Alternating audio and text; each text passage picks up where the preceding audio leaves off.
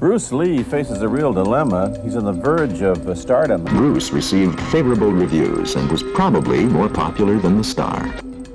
August 2nd, 1964. 8,000 spectators fill Long Beach Municipal Auditorium. And dozens of sparkling new buildings, Municipal Auditorium is all but forgotten. The air thick with sweat and the crack of breaking boards. Champions from every martial art are on display, yet all eyes soon lock on a young, almost unknown Bruce Lee. How could a virtually unknown man command such attention in a room full of legends? In 8.5 minutes, his speed, precision, and radical approach will shatter expectations. How did he move faster than anyone could anticipate? That night, Bruce Lee didn't just perform, he changed the martial arts world forever and laid the foundation for Jeet Kune Do. Bruce Lee Unleashed. To understand why the Long Beach demonstration mattered, you have to understand the martial arts world it disrupted. In 1964, the American martial arts community was overwhelmingly dominated by Japanese and Okinawan karate systems. Shotokan, Goju Ryu, Shuri Ryu, Wado Ryu, these were the styles that filled the tournament rosters and the strip mall dojos across the country. Korean Taekwondo was gaining ground fast, carried by instructors like Jun Ri, who had followed American soldiers home from the Korean War. Judo had Olympic legitimacy. Kendo had a scholarly following. Even Aikido was establishing itself through small dedicated schools on the West Coast. Chinese martial arts, by contrast, were almost invisible. Kung Fu, the 1,000-year-old umbrella term covering hundreds of Chinese systems, was practiced in America almost exclusively within Chinese-American communities. The schools were insular. The masters taught in Cantonese or Mandarin. The curriculum was traditional, ritualistic, and often deliberately obscure. Most American martial artists had never seen authentic Chinese kung fu performed at a high level. What they had seen, in movies, in magazines, in the occasional Chinatown demonstration, struck many of them as flowery, ornamental, beautiful to watch perhaps, but impractical for actual combat. This was the prejudice Bruce Lee walked into, and it was not entirely unfounded. Many Chinese martial arts demonstrations in America at the time emphasized forms. Choreographed sequences of movements performed solo, often with theatrical flair. The acrobatic kicks, the animal-style postures, the elaborate hand techniques. To a tournament karate fighter who spent his weekends getting punched in the face under rules, this looked like dance, not fighting. The karate world, by contrast, was built on contact. Tournament fighting in the 1960s was often full contact or near full contact, depending on the organization. Knockouts happened, broken bones were common. The men who dominated these circuits, Chuck Norris, Joe Louis, Mike Stone, Bill Wallace, were athletic, conditioned, and accustomed to real physical confrontation. They respected what they could see work under pressure. And they had never seen Chinese martial arts work under pressure. Ed Parker understood this prejudice. He also understood that Bruce Lee was about to obliterate it. Parker had seen Lee move in private. He had felt the speed of his hands. He had watched Lee dismantle training partners with a fluidity and efficiency that made karate's rigid stances and chambered punches look exactly like what Lee said they were. Telegraphed, unpredictable, and slow. Parker did not tell the audience what they were about to see. He simply introduced Lee briefly and stepped aside. The auditorium floor opened, and a 23-year-old Chinese martial artist in street clothes walked out to face a room full of people who had spent their entire careers believing that what he practiced was a decorative art. 8.5 minutes. Lee began with Chi Sao.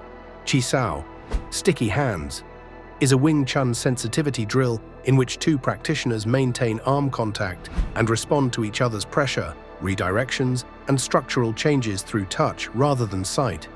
It is the nervous system of Wing Chun, the training method that develops the ability to read an opponent's intentions through physical contact at speeds too fast for visual processing. Lee's partner was Taki Kimura, and his senior student and close friend. They placed their forearms together, and then Lee put on a blindfold. The auditorium went quiet. Blindfolded, Lee began responding to Kimura's movements, redirecting pressure, finding openings, scoring with controlled strikes. When Kimura shifted his weight or attempted an attack, Lee countered instantly through touch alone. The drill escalated. Lee swept Kimura's legs, took him to the ground, maintained control, all without seeing a thing. The silence in the auditorium was the silence of people recalibrating what they believed about human capability. These were not novices watching. These were black belts, champions, instructors with decades of experience, and they had never seen anything like this. Then came the two-finger push-ups. Lee dropped to the floor and executed push-ups using only the thumb and index finger of one hand. Demonstrating around 200 two-finger push-ups and many others. Not a closed fist, two fingers. The crowd erupted. This was raw, visible, undeniable physical ability, the kind of demonstration that required no explanation and permitted no skepticism. Then came the speed demonstration. Lee had a volunteer stand at striking distance and told him simply, "Block the punch." Lee stepped back, set his stance, and asked if the man was ready. The volunteer nodded. Lee glided forward and fired a straight lead punch to the face. The volunteer didn't move, not because he chose not to, because the punch arrived before his nervous system could generate a response. Lee repeated the demonstration, again and again. The volunteer could not block a single strike. The gap between intention and execution, the telegraph, the loading phase, the preparatory motion that every traditional martial artist depended on to read an attack, simply did not exist in Lee's mechanics. The punch was already there before the brain could process that it had begun. And then came the one-inch punch. Lee stood facing volunteer Bob Baker of Stockton, California. Lee's right fist was positioned approximately 1 inch from Baker's chest. His right arm was partly extended. There was no wind-up, no chambering, no loading of the hips in any way that the audience could detect. Lee delivered the punch. Baker flew backward off his feet, crashed into a chair that had been placed behind him specifically to prevent injury, and the chair itself tipped over from the momentum, depositing Baker on the floor. The auditorium erupted. Baker would later recall the experience with a statement that became part of martial arts folklore. "I told Bruce not to do this type of demonstration again. When he punched me that last time, I had to stay home from work because the pain in my chest was unbearable." The entire demonstration lasted 8.5 minutes. In that time, Bruce Lee had introduced the Western martial arts community to Wing Chun sensitivity training, demonstrated physical capabilities that defied conventional understanding of biomechanics.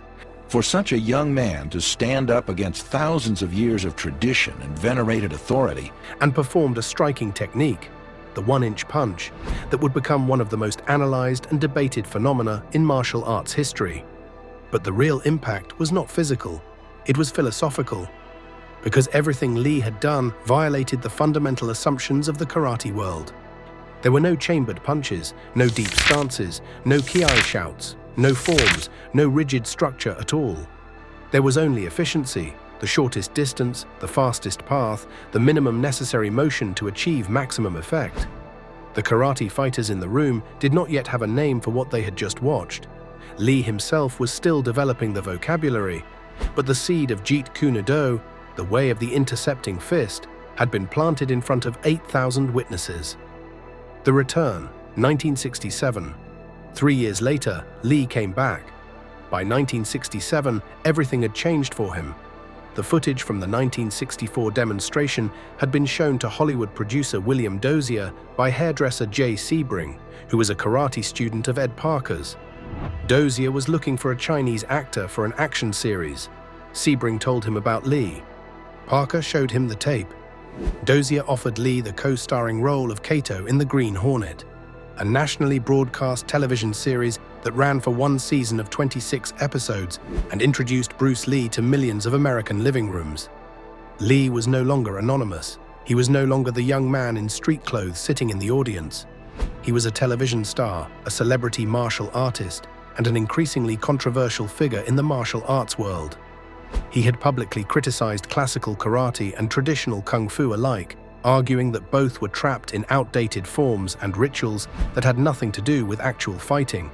He had coined the term Jeet Kune Do and was actively developing it as both a martial art and a philosophy, one that rejected rigid systems in favor of adaptability, efficiency, and what he called the style of no style. Ed Parker invited him back to the Long Beach International Karate Championships for another demonstration. I was in a national tournament out in California in 1967. We put on a speed drill contest. He wanted to challenge some of the national champions. This time, the footage would be captured in color, at higher quality. And this time, Lee would demonstrate not just Wing Chun sensitivity, but the full emerging vocabulary of Jeet Kune Do. The 1967 demonstration is the one that survives on film in the clearest detail. And watching it today, nearly 60 years later, the footage still has the capacity to shock. Lee begins again with blindfolded Chi Sao, this time demonstrating not just sensitivity, but aggressive offensive capability while deprived of sight. He performs his 2-finger push-ups. He demonstrates the 1-inch punch on multiple volunteers, each of whom is visibly staggered. Then comes the speed drill that would become legendary and permanently controversial. Lee's opponent for this demonstration was Vic Moore, a 4-time world karate champion, a student of Robert Trias, and one of the most respected tournament fighters in the country. The drill was simple. Lee would throw straight punches at Moore's face. Moore's job was to block them. Moore couldn't block a single one. On the surviving film, Lee fires 4 lead hand strikes at Moore's face in rapid succession. Moore's hands don't move, not because he isn't trying, because the strikes arrive and withdraw before his reflexes can engage. Bill Superfoot Wallace, who was present at the event and watched the entire demonstration, confirmed what the footage shows. Vic Moore couldn't block a single strike. All strikes were to Vic's head, and he did not block a single one of them. The speed drill with Moore became one of the most debated moments in martial arts history. Moore would later claim he had blocked some punches and even struck Lee. He tried to score, I blocked it, he come in again. I blocked the third one, I kind of glanced off, he flashed at my face. Claims that other witnesses, including Wallace and senior Grandmaster Chuck Sullivan, categorically denied. The controversy itself became part of the legend.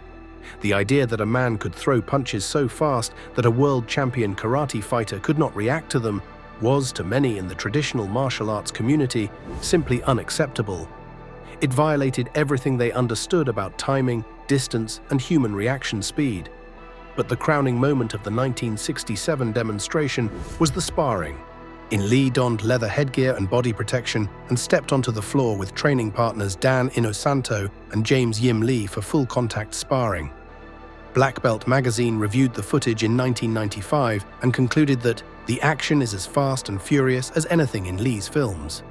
The sparring footage shows Jeet Kune Do in live application. Lee uses Muhammad Ali-inspired footwork, the shuffle, the lateral movement, the constant range adjustment, to stay just outside his opponent's striking distance. He probes with the lead hand, exactly as a fencer probes with the foil, testing reactions, measuring timing. When his opponent commits to an attack, Lee intercepts it with stop-hit side kicks, kicking into the attack rather than blocking and then countering.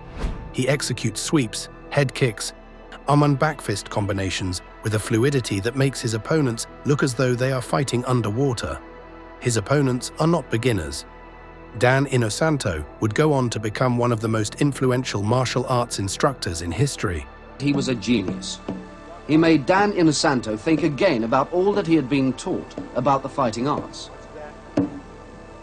Dan Inosanto doesn't teach Bruce Lee's revolutionary theories. James Yim Lee was a skilled practitioner in his own right. Neither man could land a clean hit on Bruce Lee. The single closest moment came when Inosanto attempted a spin kick that nearly connected, the only time in the entire demonstration where Lee appeared to be momentarily challenged. Ron Van Cleef, a martial artist who attended the original 1964 demonstration, described its impact decades later for ESPN's documentary Be Water. He was a maverick. All the great fighters were there, and it was a spectacular event. It really changed martial arts, and it started the martial arts movement that you can see still developing today. Fist and philosophy. The demonstrations at Long Beach were physical spectacles. But Bruce Lee was not primarily interested in spectacle. He was interested in truth, in stripping martial arts down to what actually worked and discarding everything that didn't. The Long Beach demonstrations were not performances. They were arguments, and the argument had a specific structure. The blindfolded Chisao argued that combat awareness does not depend on sight alone.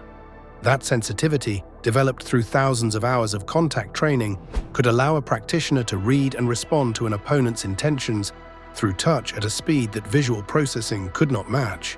This was not mysticism, or it was neuroscience, the development of proprioceptive reflexes through repetitive tactile training.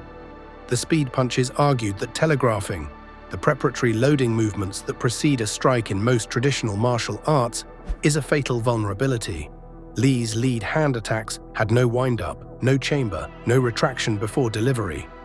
They started from wherever the hand happened to be and traveled the shortest possible distance to the target. The result was a strike that arrived faster than the opponent's defensive reflexes could fire, regardless of the opponent's skill level or reaction speed. Lee was not faster than other fighters because he moved his fist faster. He was faster because he moved his fist less. The one-inch punch argued that power does not require distance, that the kinetic chain, the sequential activation of legs, hips, torso, shoulder, arm, and fist, could generate devastating force even from a nearly static position, provided the practitioner understood how to coordinate the chain. Lee's body mechanics during the one-inch punch have been studied by biomechanics researchers and sports scientists. The consensus is that Lee achieved his power through exceptional coordination of the kinetic chain, not through some mystical internal energy, but through precise, trained sequencing of muscular activation. The sparring argued that martial arts must work under pressure, or they are not martial arts at all. Lee deliberately chose full-contact sparring with protective gear against skilled opponents to demonstrate that his principles, economy of motion, non-telegraphic striking, interception, adaptability, functioned not just in drills, but in the chaos of a live fight. This was a direct challenge to the traditional martial arts world, where many masters had never tested their techniques against an uncooperative opponent. And beneath all of these individual arguments was the larger philosophical claim that would define Jeet Kune Do, that no single system of martial arts possesses all the answers, that every style has strengths and limitations, that the goal of a martial artist is not to master a system, but to understand principles, and to adapt those principles fluidly to the demands of the moment. Lee articulated this philosophy in language that has become some of the most quoted in martial arts history. Be like water making its way through cracks. Be formless, shapeless, like water. You put water into a cup, mark it becomes the cup. You put water into a bottle, it becomes the bottle. You put it in a teapot, it becomes a teapot. Water can flow or it can crash. Be water, my friend. This was not a metaphor about fighting. It was a metaphor about thinking, about abandoning the safety of rigid systems and learning to respond to reality as it is, not as your training tells you it should be. The Long Beach demonstrations were the physical embodiment of that idea. The catalyst here is what most people do not understand about Long Beach. The demonstration did not just make Bruce Lee famous, it rewired the nervous system of an entire industry. And the proof is in the men who were standing in that room. Joe Louis met Bruce Lee in 1967. Louis was already terrifying, a former United States Marine who earned his black belt in Okinawan Shorin-ryu in 9 months, won the US Nationals in 1966 after only 22 months of training, and had a reputation as the hardest hitter on the American tournament circuit. He did not think he needed a coach. Lee told him to fight with his strong side forward. Dominant hand leading, shortest distance to the target, borrowed from Western fencing. Louis ignored the advice. He had his own system and it worked. But Lee was patient, and Louis was smart enough to stay curious. By 1968, Louis was training privately with Lee. Within the first year, something happened that the tournament world could not explain. Joe Louis became untouchable. Between 1968 and 1969, while being coached by Bruce Lee, Louis won 11 consecutive national and international championships. 11 straight titles. His biographer Jerry Beasley wrote that Lee's theory combined with Louis's athleticism created a fighter the likes of which had never been seen. Lee himself told screenwriter Sterling Siliphant that Louis was the greatest tournament fighter in the history of the sport. Ted Wong, another of Lee's private students, put it differently. He said Bruce would teach a technique or a theory, and Joe would put it to the test. Among insiders, Lewis earned a nickname, Bruce Lee's test tube. Then Lewis took it further than anyone expected. In January 1970, fed up with the artificiality of point sparring, where fighters scored by proximity, not impact, and referees penalized you for hitting too hard, Lewis organized the first full-contact kickboxing match in the United States. Both fighters wore boxing gloves, no points. The fight ended by knockout or decision.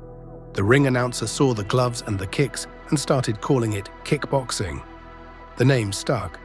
Lewis had intended to promote it as Jeet Kune Do style self-defense. Instead, he accidentally named a sport. Over the next 2 years, he defended his title 10 consecutive times. 10 fights, 10 knockouts. No opponent survived past the second round. He became the only martial artist of his era featured in Sports Illustrated. Bruce Lee is, by any honest measure, the grandfather of American kickboxing. But the tremor kept spreading. Chuck Norris, who met Lee at Long Beach in 1964, and went on to star opposite him in The Way of the Dragon, the first Hollywood film to stage a realistic fight between two authenticated martial arts masters. Jun Rhee, the Taekwondo pioneer who also met Lee at Long Beach that year, exchanged techniques that changed both their arts. Rhee taught Lee the biomechanics of the side kick, and Lee taught Rhee the non-telegraphic punch that reshaped modern Taekwondo striking. Dan Inosanto, who served as Lee's guide at the original 1964 event and later became his closest training partner, spent the next 5 decades preserving and expanding Jeet Kune Do from his academy in Marina del Rey, California. He became arguably the most influential martial arts instructor in the world, not because he claimed to be the best fighter, but because he understood what Lee had actually been teaching. The purpose of training is not to replicate a master, it is to discover yourself. Inosanto folded Filipino Kali, Indonesian Silat, Muay Thai, and Brazilian Jiu-Jitsu into his curriculum, not as additions to Jeet Kune Do, but as living proof of its philosophy. Absorb what is useful, discard what is not, add what is uniquely your own. And when the Ultimate Fighting Championship launched in November 1993, 20 years after Lee's death, it was built on precisely the premise he had demonstrated at Long Beach. Put different styles against each other under minimal rules and find out what actually works. The answer was exactly what Lee had predicted in the 1960s. Not any single style. Integration, adaptation, problem-solving under pressure. Lee died on July 20th, 1973. He was 32 years old. On July 20th, 1973, Bruce Lee died tragically at the age of 32. The official cause of death, a fatal reaction to aspirin. But the world he left behind was permanently different from the one he walked into at Long Beach 9 years earlier. The boundaries between styles were dissolving. The unquestioned authority of tradition was cracking. The idea that a martial artist should think, should question, test, experiment, and adapt had entered the culture and refused to leave. The tremor he started on that auditorium floor has never stopped. It is still moving through the ground. The auditorium went quiet. The punches were over, the lights dimmed. And yet the world had shifted in those 20 minutes. A philosophy had moved from paper to motion, from thought to reality, leaving the martial arts world forever changed. But here's the question that lingers. If one man could expose the limits of centuries of tradition in mere moments, what other truths are waiting, hidden in plain sight, untested, unchallenged, ready to redefine everything we think we know? The story isn't finished, it's only just begun.